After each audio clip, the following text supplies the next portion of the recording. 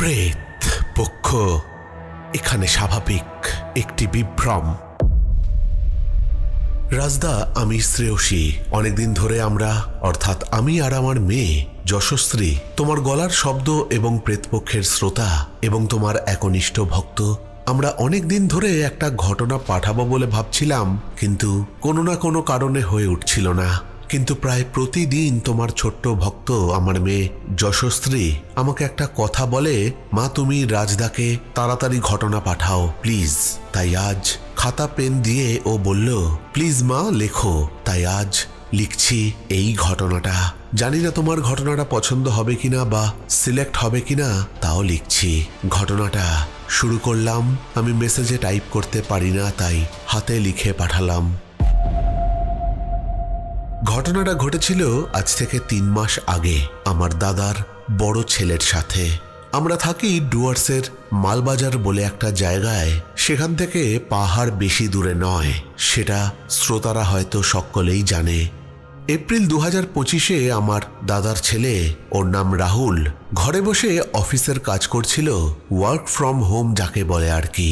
আর ওর ছোট ভাই রোহিত খুব ভালো ভলিবল খেলে, সেই কারণে ও মাঝে মাঝে আশেপাশের জায়গায় এবং কখনো কখনো এলাকার বাইরেও খেলতে যেত। সেই রকমই একদিন খুব বৃষ্টি পড়ছে, সেই কারণে ওর খেলা শেষ হওয়ার পরে ও বাড়ি ফেরার জন্য গাড়ি পাচ্ছিল না। অনেকক্ষণ অপেক্ষা করার পর তখনও সেদিন রাহুলকে বলে, দাদা একটু গাড়িটা নিয়ে আয় তো, আমাকে নিয়ে যা বাড়ি। রাহুল বলল, ঠিক আছে, তুই তাহলে যেখানে খেলতে গেছিস ওখানেই অপেক্ষা কর, আমি আসছি। তারপর রাহুল গাড়ি নিয়ে বৃষ্টির মধ্যে সেই দিকে রওনা দেয়। পাহাড়ি এলাকা, সাবধানে গাড়ি চালাতে হচ্ছে। প্রথম দিকে কোনো অসুবিধা হয়নি, কিন্তু কিছুটা পাহাড়ে ওঠার পর একটা বাঁকে এসে লক্ষ্য করলো একটা জায়গায় তার ভাই রোহিত দাঁড়িয়ে আছে, একেবারে স্থির দৃষ্টিতে। বৃষ্টিতে পুরো জবজবে ভিজে গেছে। তখন রাহুল ভাবল, ও হয়তো যেখানে অপেক্ষা করতে বলেছিলাম সেখানে অপেক্ষা করেনি, কিছুটা এগিয়ে এসেছে। পাহাড়ের বাঁকে গাড়ি দাঁড় করানো সম্ভব ছিল না, তাই রাহুল ভাবল গাড়িটা একটু এগিয়ে নিয়ে আবার ঘুরিয়ে আসবে। সেই রকমই ও আর একটু আগে গিয়ে গাড়ি ঘুরিয়ে রোহিতের কাছে ফিরে আসে। কিন্তু এসে এসে দেখে রোহিত একই রকম ভাবে স্থির দৃষ্টিতে রাস্তার দিকে তাকিয়ে আছে। তার মধ্যে দাদাকে দেখে বা তাদের গাড়ি দেখে কোনো রকম হেলদোল নেই। তখন রাহুলের ব্যাপারটা ঠিক লাগে না। রাহুল রোহিতের সামনে গাড়ি না দাঁড় করিয়ে কিছুটা এগিয়ে যায়, আর তারপর তার মোবাইল থেকে রোহিতকে ফোন লাগায়। রোহিত রাহুলের ফোন ধরে এবং বলে, কি রে দাদা, এতক্ষণ সময় লাগাচ্ছিস? তখন রাহুল প্রচন্ড অবাক হয়ে যায়। সে তাকে কারেন্ট লোকেশন পাঠাতে বললে সে দেখে সেই জায়গা এখনো 6 কিলোমিটার দূরে। গাড়ি আবার ঘুরিয়ে সেই রাস্তার বাঁকে রাহুল দেখে সেখানে কেউ দাঁড়িয়ে নেই।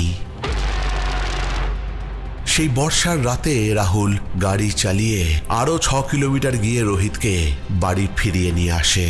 তাহলে রাস্তায় রাহুল কাকে দাঁড়িয়ে থাকতে দেখেছিল সেটা তার কাছে আজও রহস্য।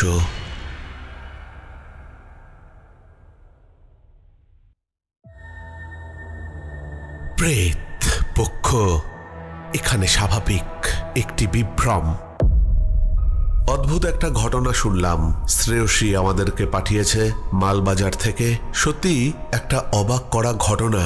মানে এরকমও হতে পারে যে কোনো এন্টিটি তার ভাইয়ের রূপ নিয়ে এরকমই দাঁড়িয়েছিল, আর রাহুল যদি তাকে গাড়িতে তুলতো কি যে হতো ভগবানই জানে।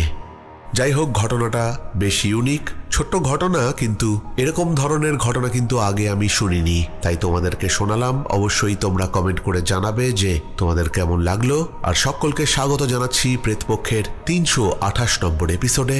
আশা করি তোমরা সকলে সুস্থ আছো, ভালো আছো। আর আজকে মঙ্গলবার রাত 10টা বেজে গেছে। তোমরা সকলে হেডফোন কানে লাগিয়ে প্রস্তুত হয়ে গেছো ভয় পাওয়ার জন্যে। আজকের এপিসোডে আরো 2টো ঘটনা থাকবে। এই দ্বিতীয় ঘটনা যেটা শুনবে সেটা আমাদের পাঠিয়েছে পায়েল মুখার্জি মুড়াগাছা থেকে। পায়েল আমাদেরকে আগেও ঘটনা পাঠিয়েছে নিজের ভয়েসে, সেরকমই একটা ঘটনা ও আমাদেরকে আবার পাঠিয়েছে। তাহলে শুনে নাও পায়েলের জবানিতে আজকের প্রেতপক্ষের 328 নম্বর এপিসোডের দ্বিতীয় ঘটনা। হ্যালো রাজদা, আমি পায়েল মুখার্জি নদিয়া জেলার মুরাগাছা থেকে বলছি। আজকে আবার একটা ঘটনা তোমাদের সামনে নিয়ে চলে এসেছি। আশা করছি এই ঘটনাটা তোমাদের ভালো লাগবে। এই ঘটনাটা আমার এক পরিচিতার, তার নাম সুমনা। সুমনার জবানিতে আমি পুরো ঘটনাটা তোমাদের সামনে তুলে ধরছি। নমস্কার, আমি সুমনা। আমার বাড়ি কলকাতায়। কলকাতার মেয়ে হওয়া সত্ত্বেও আমি কিন্তু গ্রাম ভালোবাসি ভীষণ। তাই গ্রামে থাকার ইচ্ছা আমার অনেক দিনেরই। স্বামীর কর্মসূত্রে অনেক জায়গাতেই থাকতে হয়েছে। তো একবার মেদিনীপুরের এক গ্রামে একটা রাজমহল তোমরা বলতে পারো, কি পুরনো বাড়ি তোমরা বলতে পারো, তো সেই রাজমহলের টাইপের সেই বাড়িতে আমাদের থাকতে হয়েছিল। বেশি দিন নয়, আমাদের থাকা, ওখানে যাওয়া সবটাই যেন মনে হলো আগে থেকে নির্ধারিত। হাজবেন্ড একদিন সন্ধ্যাবেলায় বাড়িতে এসে আমাকে বলল, ব্যাগপত্র গোছাতে হবে, সামনের মাসের মধ্যেই আমাকে মেদিনীপুরে যেতে হবে। মেদিনীপুরের এক জায়গায় আমার অফিসের ডিউটি পড়েছে, তো সেখানে আমাকে যেতে হবে। তো সেখানে আমার বর ছিল ইঞ্জিনিয়ার। তো ইঞ্জিনিয়ার কর্মসূত্রে তাকে বিভিন্ন জায়গায় যেতে হতো, বিভিন্ন কাজে, অফিসিয়ালি কাজে।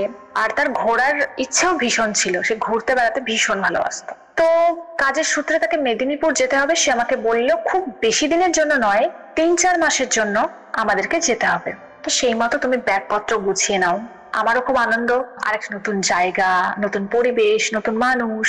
তো আমি ব্যাগ গুছালাম। তারপরে সন্ধ্যাবেলায় চা বিস্কুট সব খেতে খেতে সবকিছু আমরা একে অপরের সাথে শেয়ার করছিলাম, যে সেই জায়গাটা কেমন হবে, সেখানকার লোকজন কেমন হবে, সেখানে গিয়ে এখন 4-5 মাস থাকতে হবে। তো এমনটাই নয় যে 4-5 মাসই থাকতে হবে, তার বেশিও হয়ে যেতে পারে।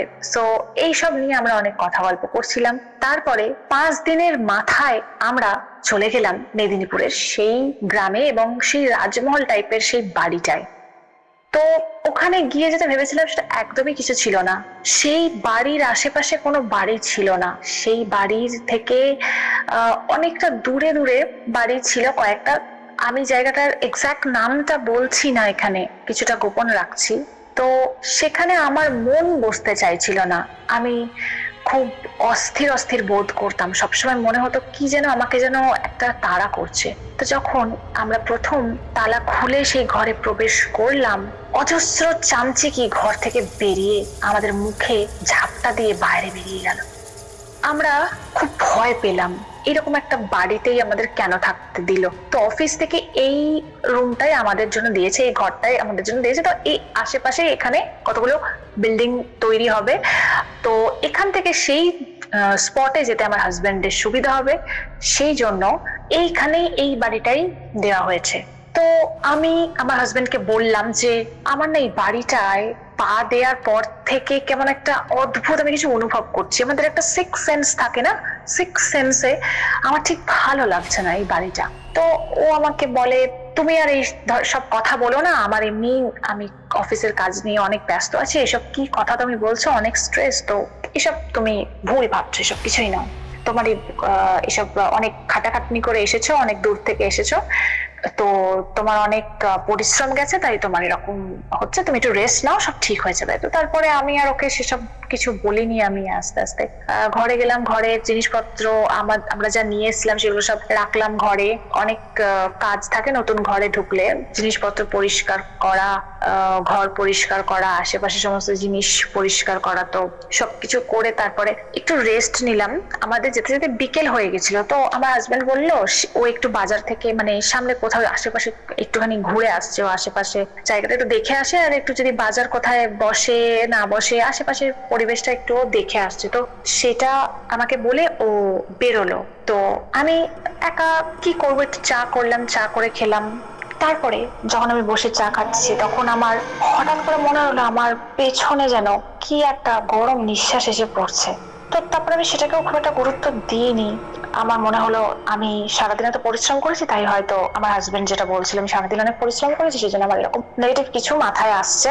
তো তারপরে আমি চাটা খেয়ে আমার ঠাকুরের জায়গাটা রেডি করার জন্য ঠাকুর ঘরে গেলাম। আমি ঠাকুর নিয়েছি সাথে করে, আমার গোপাল থাকে। তো ঠাকুরের জায়গাটা যেখানে আমি ঠাকুরটা পাততে যাচ্ছিলাম, কিছুতেই ঠাকুরটা সেই জায়গায় থাকছে না। ঠাকুরটা সেই সিংহাসন থেকে নেমে নেমে আসছে। তো তো আমি যতবার ঠাকুরটাকে ওখানে বসানোর চেষ্টা করছি ততবার ওই জায়গাটা থেকে ঠাকুরটা যেন কিছুতেই থাকতে চাইছে না, এরকম একটা ফিলিংস আমার হচ্ছে। এটা খুব বাজে লাগলো আমার। তারপরে আমি সেখান থেকে ঠাকুরের সিংহাসনটাকে নিয়ে অন্য কোথাও একটা রাখার ব্যবস্থা করার জন্য চেষ্টা করলাম। এবার সেই মুহূর্তে আমার হাজবেন্ড বাইরে গেছিল চা খাওয়ার জন্য, আমি ওর আসার অপেক্ষা করলাম। ও বাজার থেকে যখন আসলো, চারিপাশটা ঘুরে বাজার করে নিয়ে যখন আসলো, তখন আমি ওকে সবটা বললাম যে আমার না এই জায়গাটা খুব একটা ভালো লাগছে না, এই ঘরে ঠাকুর যেন মনে হচ্ছে থাকতে চায় না, এই ঘরে যেন সবসময় নেগেটিভ এনার্জি ঘুরছে এই অন্দরমহলে। আর আমাদের তো সবগুলো ঘর দেওয়া হয়নি, আমাদের দুটো ঘর ব্যবহার করার জন্য দেওয়া হয়েছিল। আমি প্রথম ঘরটায় গিয়ে উঠেছিলাম, দ্বিতীয় ঘরটায় আমাদের তখন যাওয়া হয়নি। তো দ্বিতীয় ঘরটায় আমার কি মনে হলো, আমি দ্বিতীয় ঘরটা খুলে দেখতে গেলাম, তো সেখানে আমি একটা পুরনো একটা পেন্টিং পেলাম, একটা ছেলে আর একটা মেয়ের ফটো, দুটো ফটো আমি পেলাম। তো ফটোটা দেখে, ফটোটার চোখে চোখ রেখে আমার ভীষণ, আমি আতঙ্কে আঁতকে উঠলাম। আমার যেন কি একটা ভয় আমাকে যেন খেতে আসছিল, এরকম একটা অনুভূতি হলো আমার। তো তারপর আমি ফটোটা আমার হাত থেকে পড়ে গেল। তো সেই ফটোর পড়ে যাওয়ার জন্য আমার হাজবেন্ড ঘরে আসলো। তো সে বললো, তুমি এখানে কেন এসব জিনিসে হাত দিচ্ছ? আমরা তো জাস্ট কদিনের জন্য এসেছি, থাকবো, কাজ হবে, বেরিয়ে যাবো। তো তুমি ঘর গোছাও, আমাদের ঘরটা গিয়ে গোছাও, তোমার যে কাজগুলো সেগুলো তুমি করো, তুমি এক্সট্রা কিছু ভাবতে যেও না। তো আমি ভাবলাম এই ঘরেই ঠাকুরটাকে তাহলে আমি প্রতিষ্ঠা করি। তো পেন্টিংটাকে আমি সরিয়ে দিলাম, সাইডে সরিয়ে দিলাম, আলাদা একটা জায়গায় রেখে দিয়ে আসলাম। তারপরে আমি ঘরটাকে পরিষ্কার করে ঠাকুরটা ওই ঘরে আমি প্রতিষ্ঠা করলাম। তো আমার পুরো ব্যাপারটাই কেমন একটা অদ্ভুত লাগছিল, আমার এই বাড়ির মধ্যে একটা নেগেটিভ এনার্জি, এটাই আমি ফিল করছিলাম। তারপর রাত্রেবেলা ডিনার করে শুয়েছি, হঠাৎ বাইরে থেকে হাসির আওয়াজ, একটা বিচ্ছিরি আওয়াজ আমি শুনতে পেলাম। আমি যখন আমার হাজবেন্ডকে সেটা শোনাতে যাচ্ছি, ডাকতে যাচ্ছি, তখন ও কিছু শুনতে পাচ্ছে না, শুধু আমিই সবটা শুনতে পাচ্ছি। তো তারপর আমি ওকে বললাম যে তুমি কি আমাকে এতটাই ফালতু ভাবছো? আমি কি পাগল? আমি কি সব এগুলো তোমাকে মিথ্যে কথা বলছি? নিশ্চয়ই এগুলো কিছু হচ্ছে, তাই আমি সেগুলো ফিল করছি। তারপরে আমি এভাবে কান্নাকাটি করতে শুরু করি। তারপরে ও আমাকে বুঝিয়ে সুঝিয়ে আবার ঘুম পাড়িয়ে দিল। মাঝ রাত বলাও ভুল, প্রায় 1 ঘন্টা 2 ঘন্টা পরে ভোর হয়ে যাবে, তখন বাজে 3টে। আর তোমরা নিশ্চয়ই যারা ভূত নিয়ে গবেষণা করো বা ভূত সম্পর্কে ইন্টারেস্টেড, তারা জানো যে 3টের সময়তেই সব থেকে আত্মারা শক্তিশালী হয়। তো সেই মুহূর্তে হঠাৎ আচমকায় আমার ঘুম ভেঙে যায়, আর আমার পা থেকে চাদরটা সরে যায়, যেন মনে হয় কে আমার পা থেকে চাদরটা টেনে নিচ্ছে। তারপরে বাইরে বিভিন্ন আওয়াজ হয়, আমি আস্তে আস্তে মনে সাহস নিয়ে বাইরে যাই। বাইরে গিয়ে দেখলাম জলের গ্লাসটা হাওয়ায় ভাসছে, আর জলের যে জগ, সেটা থেকে জল নিয়ে কেউ একটা জল খাচ্ছে, কিন্তু আমি তাকে দেখতে পাচ্ছি না, কিন্তু জলের গ্লাসটা হাওয়ায় ভাসছে। এইসব দেখে আমি অজ্ঞান হয়ে পড়ে যাই। ভোরবেলায় আমার হাজবেন্ড আমাকে বাইরের বারান্দা থেকে আমাকে অজ্ঞান অবস্থায় উদ্ধার করে ঘরে নিয়ে আসে। তারপরে আমাকে ও জিজ্ঞাসা করে যে তুমি কেন মাঝরাতে এরকম বেরিয়েছিলে, তুমি এরকম অজ্ঞান হয়ে গেলে কেন? আমি ওকে তারপরে পুরো ব্যাপারটা বলি। তো আমাকে আবারও বলে, তোমার স্ট্রেস হয়েছে সারাদিন, তুমি এত স্ট্রেস করে এসেছো, সেই জন্য তুমি এরকম উল্টোপাল্টা কিছু, তোমার এগুলো চোখের ভুল, তুমি হয়তো স্বপ্ন দেখেছো। তারপরে ও আমাকে ওষুধ খাইয়ে দিল, ও নিজেই খাবার তৈরি করে খেয়ে দিয়ে সাইডে গেল। ওর যেখানে কিছু দূরে যেখানে ওর কাজ, যেখানে বিল্ডিং তৈরি হবে, কন্ট্রাকচুয়াল কাজে ও যে এসেছিল, তো সেই কাজেও বেরিয়ে গেল। ও যেহেতু হেড ছিল, ম্যানেজার পোস্টে ছিল, তাই জন্য ওর কাজ শুধু দেখাশোনা করা ছিল। তো মাঝখানে ও বাড়ি এসেছিল আমাকে দেখার জন্য আমি ঠিক আছি কিনা। তো আমি যে সময়টুকুতে ছিলাম, সে সময়ে আমার এটা মনে হচ্ছিল আমাকে যেন কেউ কিছু বলতে চাইছে, কেউ কিছু আমাকে বলতে চাইছে, আমি যেন সেটা বুঝতে পারছি না, আমাকে বোঝাতে চাইছে এইরকম। তো হঠাৎ করে পাশের যে ঘরে আমি ঠাকুর রেখেছি, সেই ঘর থেকে একটা আওয়াজ আমি পেতে থাকলাম, যেমন একটা অদ্ভুত আওয়াজ আমি পাচ্ছিলাম। আর ঠাকুর কিন্তু কোনোভাবেই সিংহাসনে আমি বসাতে পারছিলাম না ঠাকুরকে, আমি কোনোভাবেই ঠাকুরকে যেন রাখতে পারছি না। ঠাকুর যেন কোনোভাবে, আমি হাওয়ায় হোক বা কিসে হোক, ঠাকুর যেন বারবার তার সিংহাসন থেকে সরে আসছে, এখানে থাকতে চায় না, এখানে যেন চারিদিকটা অশুভ, এটাই আমাকে তিনি বারবার বোঝাতে চাইছেন। তো আমি একটা কাজ করলাম, আমি আমার গোপালকে আমার ঘরেই, যেখানে আমি শুই তার পাশেই একটা জায়গা, একটা খোপ মতো তোমরা বলতে পারো ছিল, তো সেখানে আমি আমার কাছেই গোপালকে নিয়ে এসে রাখলাম। তারপরে আমি স্নান টান করে গোপাল পুজো করলাম। গোপাল পুজো করার পর আমি সময়মতো দুপুরের খাবার রান্না করার জন্য রেডি হব, সেই মুহূর্তে আমি দেখছি আমার পেছনে সেই পেন্টিংটা, সেই পেন্টিংটা যেটা আমি সাইডে রেখে দিয়ে এসেছিলাম, সেই পেন্টিংটা আমার পেছন। তো আমি যথারীতি খুবই ভয় পেয়ে যাই যে পেন্টিংটা এখানে কি করে এলো, আর পেন্টিং এর চোখ থেকে রক্ত বেরোচ্ছে। মেয়ের যে পেন্টিং সেটা থেকে তার চোখ দিয়ে রক্ত বেরোচ্ছে। তো এটা দেখে রীতিমতো আমি আবার অজ্ঞান হয়ে পড়ে যাই। তো যখন আমার হাজবেন্ড দুপুরে খাবার খাওয়ার জন্য আসে, তখন সে আমাকে আবার অজ্ঞান অবস্থায় দেখে। তারপরে সে ডক্টরকে খবর দেয়, কিন্তু আশেপাশের মধ্যে সেরকম ডক্টরের পরিষেবা খুব একটা ভালো ছিল না। তো এই গ্রামের কিছু দূরে একটা লোক, তিনি ওই হাতুড়ে ডাক্তার মতো তোমরা বলতে পারো, তো তিনি এসে আমাকে দেখেন এবং সে আমাকে বলে যে তোমরা কেন এই বাড়িতে এসেছো, তোমরা কেন এই বাড়িতে থাকছো, আমরা তো এই বাড়ির চৌকাট তো পেরোই না, এই বাড়ির চারিদিকে দেখছো না কোনো বাড়ি নেই, আমরা তো এই বাড়িতে থাকি না, তো তোমরা কেন এসেছো এই বাড়িতে। তো তখন আমার হাজবেন্ড বলে আমি কাজের সূত্রে এসেছি, আর আমাকে আমার কোম্পানি থেকে এই বাড়িতেই থাকার কথা বলা হয়েছে, আশেপাশে এখানে বিল্ডিং তৈরি হচ্ছে, তো আমি সেখানে কন্ট্রাকচুয়াল কাজে আছি এরকম বলে। তো তারপর সেই লোকটা বলে এই বাড়ির আশেপাশে আমরা কেউ আছি না, এটা অভিশপ্ত বাড়ি, এই বাড়িটা ভালো নয়। এই বাড়িতে বহু বছর আগে একটা ছেলে আর একটা মেয়ে এসেছিল, তারা দুজনে বিয়ে করে এই বাড়িতে এসেছিল পালিয়ে। তো এই বাড়িতে আসার পরে তারা 2-3 দিন এই বাড়িতে ছিল, তারপরে তাদেরকে এই বাড়িতে আর কেউ দেখতে পায়নি, হঠাৎ করে তাদের বাড়ি থেকে উধাও হয়ে গেছিল। তো তারপর থেকে এই বাড়িতে অনেক ভূতের উপদ্রব শুরু হয়। তো তোমরা এই বাড়ি থেকে চলে যাও, তাদের অতৃপ্ত আত্মা এখনো এখানে আছে, তারা ভালো আত্মা নয়, তারা কোনো কাপেলকে তারা সহ্য করতে পারে না, মানে কোনো কাপেল যদি এসে এই বাড়িতে থাকে তাহলে সেটা তারা সহ্য করতে পারে না, যেহেতু তাদের ভালোবাসা সম্পূর্ণ পেয়েও সম্পূর্ণতা পায়নি। কি কারণে তারা মারা গেছে সেটা কেউ জানে না, কিন্তু তারা এইভাবে কাউকে সহ্য করতে পারে না কোনো কাপেলকে। তো তোমরা এই মুহূর্তে এই বাড়ি ছেড়ে চলে যাও, নাহলে তোমাদের বড় ক্ষতি হবে। তো এইগুলো বলে সে বেরিয়ে গেল। তো আমরাও যথারীতি কি করব, যেহেতু এইটা তো আমরা এই বাড়িতে এমনি আসিনি, যেহেতু ওর অফিস থেকে এই বাড়িতে আমার থাকতে দেওয়া হয়েছে, তো ওর অফিসে বলা হলো, তারপরে এইরকম অনেক কথা শুনছি আর আমাদের সাথে এরকম একটা অদ্ভুত অদ্ভুত ঘটনা ঘটছে, পেন্টিং এর ব্যাপারটা থেকে শুরু করে সবটা বললো। তারপরে আমাদের আলাদা একটা ঘর দেওয়া হয়েছিল সেখানে থাকার জন্য। তো লাস্ট যে রাতটা আমাদের ওখানে থাকতে হয়েছিল, সেইখানে একটা ঘটনা, রাতের বেলায় আমি শুয়ে আছি, যথারীতি আমার ঘুম আসতে চাইছিল না, আমি ঘুমের ওষুধ খেয়ে শুয়েছিলাম। তারপরে হঠাৎ সেই 3টের সময় আবার আমার ঘুম ভেঙে যায় এবং আমি আবার আস্তে আস্তে খুব ভয়ে উঠি। তবে এবার একা উঠিনি, এবার আমি আমার হাজবেন্ডকে সঙ্গে নিয়েই উঠেছিলাম। ওকে আমি বললাম তুমি আমার সাথে চলো, একটা আওয়াজ হচ্ছে, তুমি কি শুনতে পাচ্ছ? তো বললো হ্যাঁ, আমি এইবারের আওয়াজ আমি শুনতে পাচ্ছি, ও শুনতে পেয়েছিল। তো আমরা দুজনা উঠলাম, উঠে বাইরের বারান্দায় গেলাম, আর একটা বিভৎস একটা দৃশ্য দেখতে পেলাম। বারান্দা থেকে সামনে একটা গাছ আছে, বট গাছ, যেটা দেখা যায়, সেটা ওই বাড়ির চৌহদ্দির মধ্যেই। সেই গাছে একটা ছেলে আর একটা মেয়ে দুজনা ঝুলছে, গলায় দড়ি দেওয়া অবস্থায় তারা ঝুলছে। এই দৃশ্য দেখে আমি আরো দুজনে খুব ভয় পেয়েছি এবং ছুটতে ছুটতে সেই রাতের বেলায় সেই বাড়ি থেকে বেরিয়ে আমরা মাঝ উঠোনে চলে এসেছি। তারপর আমরা দেখছি যে চারিপাশে একটা বাজে একটা যেন একটা ভীষণ একটা বিশ্রী একটা গন্ধ বেরোচ্ছে, একটা বিকট গন্ধে চারিদিকটা ভরে উঠেছে। তো আমরা অনেক কষ্ট করে আমরা সেই রাতটা আর ঘরের ভিতরে যাইনি, বাইরে কাটিয়েছিলাম। তো সেই যে ডাক্তারবাবু, হাতুড়ে ডাক্তারবাবু, তিনি হয়তো কিছুটা আন্দাজ করেছেন, কারণ তার বাড়িটা এই রাজমহল থেকে খুব একটা দূরে নয়, মানে তার বাড়ি থেকে রাজমহলে কি কি হচ্ছে না হচ্ছে সেটা দেখা যায় মোটামুটি। তো তিনি মনে হয় কিছু দেখেছিলেন বা কিছু বুঝেছিলেন, তিনি সকালবেলা এসে আমাদেরকে বললেন, আমি তো তোমাদেরকে বলেইছিলাম যে তোমরা আর একটা রাত এখানে থেকো না।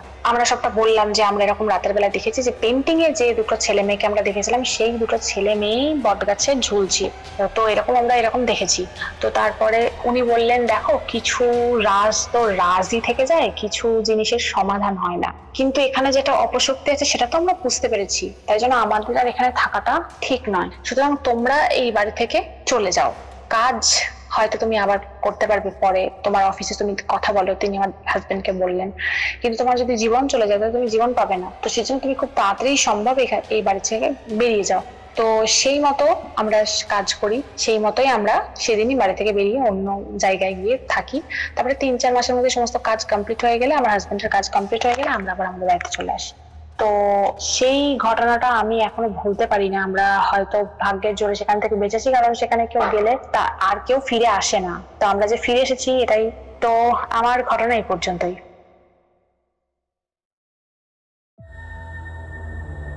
প্রেত পক্ষ এখানে স্বাভাবিক একটি বিভ্রম। কেমন লাগলো পায়েলের ঘটনা? আশা করি তোমাদের ভালো লেগেছে। তোমরা অবশ্যই কমেন্ট করে জানাবে যে তোমাদের পায়েলের ঘটনা কেমন লাগলো। কেননা যদি তোমাদের ঘটনা ভালো লাগে সেগুলো যদি তোমরা কমেন্টে লিখে জানাও, তাহলে পায়েল এবং পায়েলের মতো যারা ঘটনা আমাদেরকে ভয়েসে পাঠায় তারা আরো অনুপ্রাণিত হবে নতুন ঘটনা পাঠাবার জন্যে। চলে যাবো আজকের 3 নম্বর ঘটনায়। 3 নম্বর ঘটনা যিনি পাঠিয়েছেন তিনি তার নাম প্রকাশে অনিচ্ছুক, তবে ঘটনা এসছে বাংলাদেশ থেকে। সরাসরি চলে যাচ্ছি আজকের প্রেতপক্ষের 328 নম্বর এপিসোডের 3য় ঘটনায়। যে ঘটনাটা আজকে তোমাদেরকে বলতে চলেছি সেটা পদ্মার চরপাড়ের একটা ছোট্ট গ্রাম। বিশেষ কিছু কারণে নাম উল্লেখ করছি না। বর্ষার 4 মাস ছাড়া এই গ্রামের কথা কেউ মনে রাখে না। তখন পদ্মা ফুলে ফেপে ওঠে, আর বাকি 8 মাস কেবল খড়ের ছাউনি দেওয়া কুড়েঘর, পাটের গাদার গন্ধ আর ফাঁকা মাঠ। এখানেই থাকে সুরমা বলে একটি মেয়ে, বয়স 19, কলেজে ভর্তি হয়েছিল। তার ভালো নাম নাকি ছিল সুরঞ্জনা। তাদের পরিবারে অভাব অনটনের কারণে তার কলেজের পড়াশোনা সম্পূর্ণ করা সম্ভব হয়নি। বাবার সাথে চরে কাজ করে, কচুরিপানা কেটে বিক্রি করে বাজারে। মা বছর 5 আগে কালা জ্বরে মারা গিয়েছে। তার এক ভাই ছিল, কিন্তু সে মাত্র 3 বছর বয়সে গলায় ফাঁস লেগে মারা যায়। তবে আত্মহত্যা নয়, অ্যাক্সিডেন্টই বলা যেতে পারে। সুরমা খুবই চুপচাপ মেয়ে, কথা কম বলে, কিন্তু চোখ দুটো সব খেয়াল রাখে। বিশেষ করে নদীর ধারে কাশবনের দিকে তাকিয়ে থাকতে তার ভীষণ ভালো লাগে। অকারণেই তার মনে হয় কাশবনের মধ্যে কিছু একটা আছে যেটা তাকে ডাকে।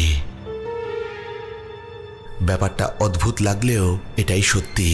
ঘটনাটা ঘটেছিল বৈশাখ মাসে। সেই বছর বৃষ্টি তেমন হয়নি। বাতাসে গরমের সাথে পাট গাছ শুকোনোর গন্ধ যা গলার কাছে খচখচ করে। সেদিন সুরঞ্জনা কাজ শেষ করে অনেক রাত করে ঘরে ফেরে। তাদের কুড়ে ঘর মাটি ভিজে, তার উপর আবার ভাঙা মাচা। ঘরটা সামান্য খড়ের বেড়া দিয়ে ঘেরা। রাতে ঘুমের মধ্যে সে টের পায় কেউ যেন তার পাশে দাঁড়িয়ে আছে। চোখ খুলে দেখে আঁধারের মধ্যে কিছু বোঝা যাচ্ছে না, কিন্তু নিঃশ্বাসের আওয়াজ পাওয়া যাচ্ছে। তারপর হঠাৎ তার মনে হলো জানলার বেড়ার ফাঁক দিয়ে কেউ তাকে দেখছে। সে উঠে বসল, কিন্তু কাউকেই দেখতে পেল না। সুরমা লক্ষ্য করে জানলার ফাঁক দিয়ে একটা হাত ঢুকে আসছে তার ঘরে। হাতটা একদম সাদা, রক্তহীন, নখগুলো অদ্ভুত রকমের লম্বা। সুরমা চিৎকার করতে পারে না, গলা দিয়ে তার আওয়াজই বেরোয় না। কোনো মতে উঠে গিয়ে জানলার বেড়া ঠেলে দিল সে, আর হাতটা ধীরে ধীরে সরে গেল। পরদিন সকালে বাবা জিজ্ঞাসা করল, রাতের বেলায় বিড়াল ঢুকেছিল বুঝি? জানলা বন্ধ করার আওয়াজ পেয়েছিলাম যেন। সুরমা চুপ করে রইল, কিন্তু জানলার নিচে কাদা লেগেছিল। আশ্চর্যজনকভাবে সেখানে কোনো পায়ের ছাপ ছিল না, কেবল 2টো দাগ। মনে হচ্ছে যেন কেউ হাঁটু গেড়ে বসেছিল সেইখানে। এরপর বহু রাত কেটে যায়, কোনো কিছুই ঘটে না। কিন্তু একদিন সুরমার আবার রাতের বেলায় ঘুম ভেঙে যায়। সে হঠাৎ শুনতে পায় তাদের ঘরের মেঝের তলা থেকে কেউ যেন নখের আঁচড় দিচ্ছে। মাটি খোঁড়ার আওয়াজ সে পরিষ্কার শুনতে পাচ্ছে, যেন কেউ মাটি খুঁড়ে বেরোতে চাইছে। রাতটা কোনো রকমে কাটে। একদিন বিকেলে কাজ শেষ করে সুরমা কাশবনের ধারে বসেছিল। আকাশে রঙিন পাখি ওড়ার বদলে কালো শালিক আর কাকেরা কেকিয়ে ডাকছিল। কিন্তু আশ্চর্য ব্যাপার, সেই দিন হঠাৎ করে শালিক আর কাকগুলো ঝপ করে নীরব হয়ে গেল। হঠাৎ সুরমার নজর গেল সেই কাশবনের দিকে। সে দেখতে পেল কাশবনের ভেতরে বসে আছে এক মানুষ। গায়ের রং কেমন যেন মিশে যাচ্ছিল কাশফুলের সাথে। সুরমা লক্ষ্য করল সে কান্না করছে, কিন্তু মুখ দিয়ে কোনো শব্দ বের হচ্ছে না, শুধু কান্না করছে আর দুলে যাচ্ছে। সুরঞ্জনা একটু ভয় পেল, কিন্তু মনে আবার ভাবল সে এরকম ভাবে কাঁদছে কেন। কোনো কিছু না বলে সুরমা সেখান থেকে চলে যায়। সেই রাতে সুরমা দেখতে পেল আবার ঘরের জানলার ফাঁকে সেই হাত। সুরঞ্জনা সাহস করে সেই রাতে বলল, কে কে তুমি? কোনো উত্তর নেই। হাতটা হালকা কাঁপছিল, তারপর হঠাৎ খড়ের বেড়া এমনভাবে আঁচড়ালো সেই হাত যে বাঁশ ফেটে গেল এক কর্কশ শব্দ করে। হাতটা সরে যাওয়ার পরেও বেড়ার ভাঙা অংশে নখের গভীর দাগ রয়ে গেল। এরপর সুরমার সাথে একটা অদ্ভুত ঘটনা ঘটতে থাকে। সে প্রতি রাতে স্বপ্ন দেখে কাদায় ঢাকা একটা মাটির ঘর, কোনো দেয়াল নেই, শুধু মেঝে, আর তার মধ্যে কাদা লেপা। সেই কাদা ফেটে বেরোচ্ছে একটা মুখ, তার চোখ নেই, নাক নেই, শুধু ফাটা ঠোঁট। ঠোঁট নড়ছে কিন্তু কোনো আওয়াজ বের হচ্ছে না। এক রাতে সুরমা ঘরে একা ছিল, বাবা বাইরে উনুনে চাল ভাজছিল। হঠাৎ জানলার বেড়া ভেঙে ভেতরে কিছু একটা ছিটকে পড়ল। সুরঞ্জনা কাঁপতে কাঁপতে দেখল একটা কাটা হাত। সেই হাতটায় রক্ত নেই, মাংস নেই, শুধু পচা চামড়া আর হাড়, আর এক বিকট ধরনের গন্ধ। কচুরিপানা পচে গেলে যেমন গন্ধ হয়, এই গন্ধ তার থেকে 1000 গুণে তীব্র। সুরমা তার বাবাকে ডেকে আনলে তারা দেখে সেখানে কিচ্ছু পড়ে নেই।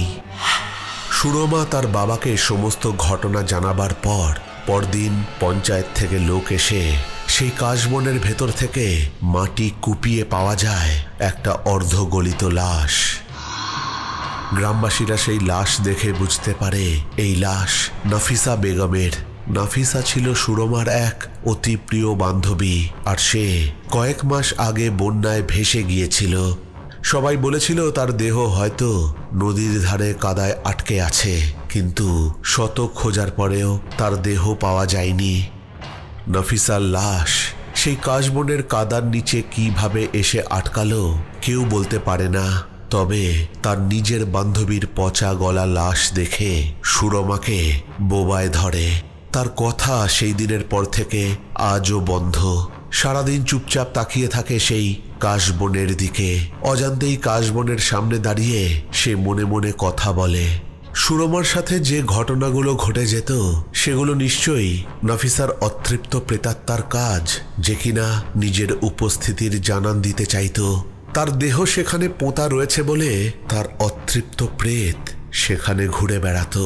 আর তারপর তার দেহ দাহ করার পর সেরকম কোনো ঘটনা সুরমার সাথে আর ঘটেনি।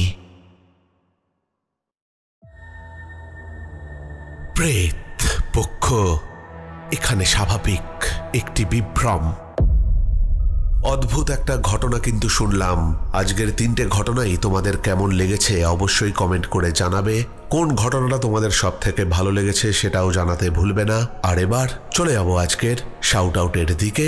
কমেন্ট করেছে তন্ময় মণ্ডল, তোতন চক্রবর্তী লিখেছে খুব সুন্দর একটা ঘটনা শুনে নিলাম, ভেরি নাইস লাভলি ভয়েস, এইভাবে এগিয়ে যাও, আমরা তোমার পাশে আছি, লাভ ইউ রাজদা, লটস অফ লাভ, প্রেত পক্ষ যুগ যুগ জিও। কমেন্ট করেছে সুবর্ণা চক্রবর্তী, অজন্তা হোর, রয় লস, সোনালি, বাবাই দাস লিখেছে অপেক্ষায় ছিলাম রাজদা, ঘটনা অসাধারণ ছিল, সাথে হরর ভিডিও ক্লিপগুলো তো কোনো কথাই হবে না। বর্তমানে প্রতিটা এপিসোডে কমেন্ট করতে পারি না বলে আমায় ভুলে যেও না, কারণ আমার একটাও এপিসোড মিস যায় না। কমেন্ট করেছে শ্যামল মিত্র, অমিতা ঠাকুর, অভি স্টুডিও। কান্তা দাস লিখেছে আবার অনেকদিন পর দাদা শুনছি আপনার ঘটনা। কমেন্ট করেছে কাকলি পাত্র। সুদীপ্তা ব্যানার্জি, পম্পা সৌরভ সিম্পল ব্লগ লিখেছে দাদা ভাই সেই 10 জন সাবস্ক্রাইবার থেকে তোমার এই পরিবারের সঙ্গে যুক্ত আছি, প্রত্যেকটা ঘটনা শুনছি, ইনফ্যাক্ট রাতের ঘুমের ওষুধ হিসেবে কাজ করে তোমার সুমধুর কণ্ঠে শোনানো ঘটনাগুলো। শুধু তাই না, রাতে তো ঘটনা চালানোর সাথে ঘুমিয়ে পড়ি, তাই পরদিন দুপুরে লাঞ্চ সারতে সারতে আবার পুরোটা শুনি, ভীষণ ভালো লাগে। কমেন্ট করেছে বিজলি বিশ্বাস, নো ওয়ান, চুমকি ঘোষ আর মঙ্গল মুখার্জি। এই সব কটা কমেন্টই এসছে বাংলাদেশের ভুতুড়ে নদীর তীরের বিভীষিকা the haunted river bank of Bangladesh প্রেতপক্ষের 326 নম্বর এপিসোডকে উদ্দেশ্য করে। তাহলে আজকের মতো এখানেই শেষ করছি, ফিরে আসবো পরের সপ্তাহে নতুন কোনো ঘটনা নিয়ে। ততক্ষণের জন্য তোমরা সকলে ভালো থেকো, love you all, tata.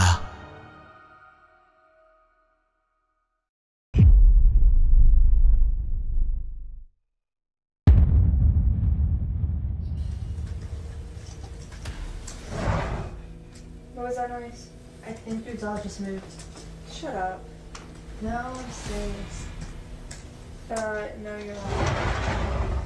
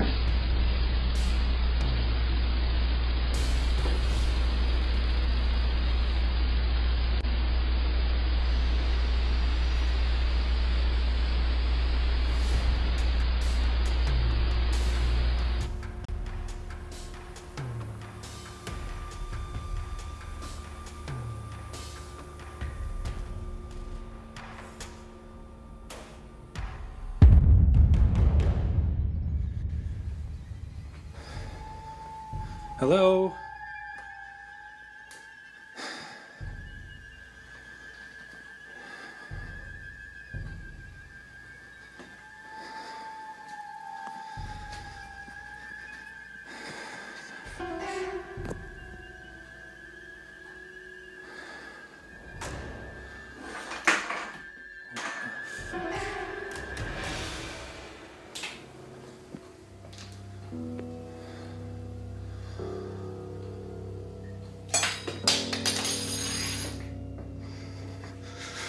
Oh shit.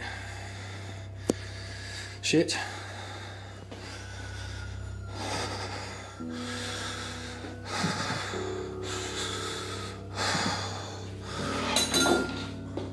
What the f?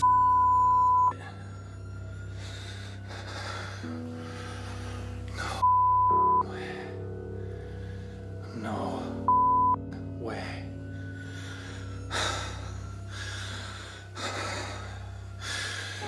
Oh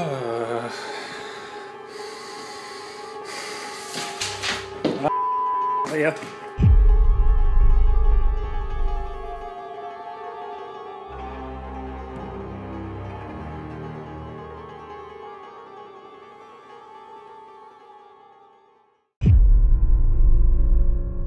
It sounds like something else. Everything makes sense. And you're going up what they call the bridge to be resolving, and this is good. And I thought, well, it's not quite as good. It didn't quite make sense to you, but you know, you've already paid for the next one, so we'll do that one. The bridge is a metaphor for your spirituality, your relationship to others. A person is supposed to become more able as they go up the bridge. And then there are the principles operating faithfully. And faithfulness is spiritual. That's the soul.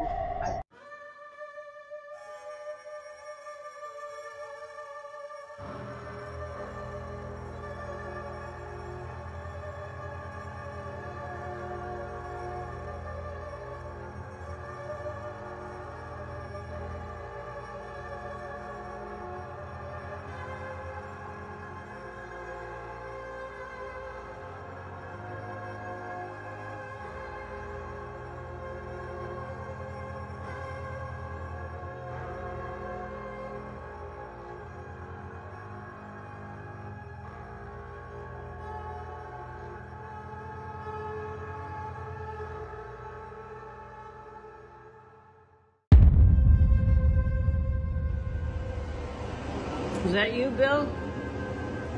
Yes? No?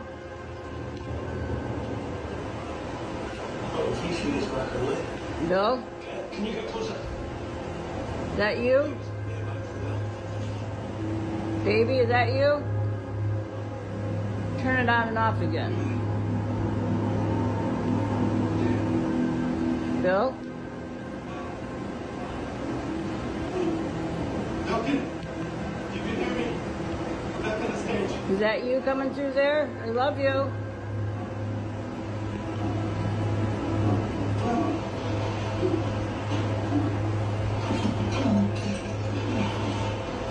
Come back on.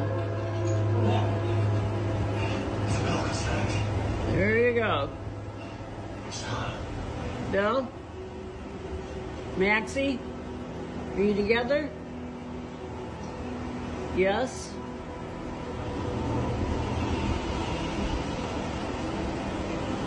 Come back on. No news on this. Might well keep them down there for when we get back control of the ship. Once for yes, Bill.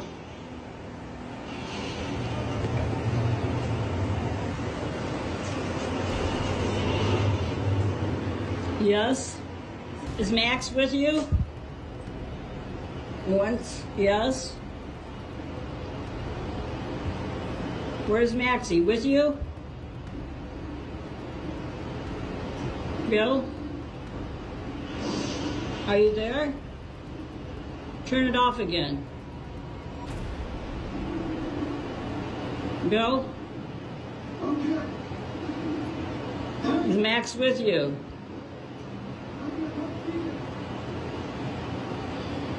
Are you gone?